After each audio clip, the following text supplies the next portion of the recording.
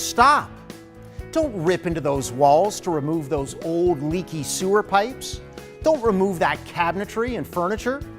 I'm here to tell you about an exciting alternative called pipelining, a fully structural, non-invasive restoration method for your pipes.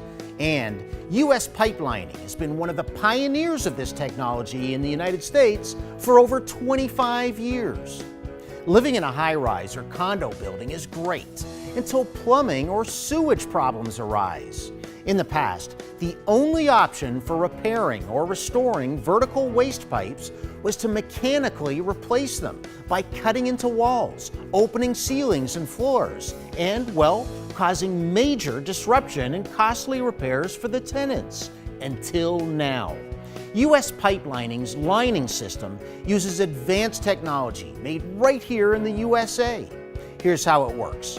A flexible liner is inverted into the host pipe.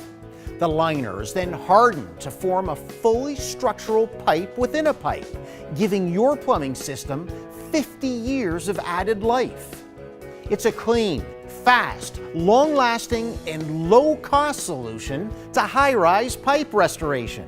Best of all, our pipelining system can usually be done in one day without disruption to the residents or the need to break through walls.